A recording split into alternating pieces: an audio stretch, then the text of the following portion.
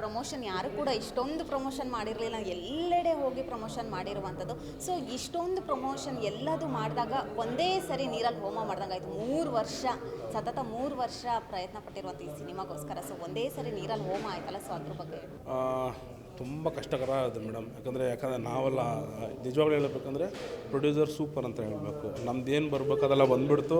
ನಮಗೆ ಸಂತೋಷ ಮಾಡಿದ್ರು. ಅವ್ರ ಕಡೆಯಿಂದ ನಾವು ಕುಟುಂಬದಲ್ಲಿ ಎಲ್ಲ ಒಂದು ಕಡೆ ಅನ್ನ ತಿಂದಿದ್ದೀವಿ.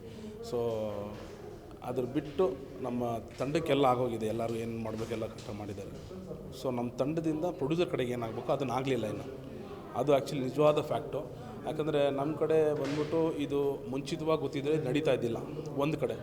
ಇನ್ನೊಂದು, ನಮಗೆ ಕನ್ನಡದ ಮೇಲೆ, ಕನ್ನಡದ ಭಾಷೆ ಮೇಲೆ, ಕರ್ನಾಟಕ ಜನತೆ ಮೇಲೆ ಅಭಿಮಾನಕ್ಕೋಸ್ಕರ ಸಿನಿಮಾದಲ್ಲಿ ಸೋನು ನಿಗಮ್ ಒಂದು ಸಾಂಗ್ನೇ ತೆಗೆದ್ವಿ. ಅದು 10-15 ಲಕ್ಷ ಲಾಸ್ ಆದರೂ ಪರವಾಗಿಲ್ಲ ಒಂದು ಕಡೆ.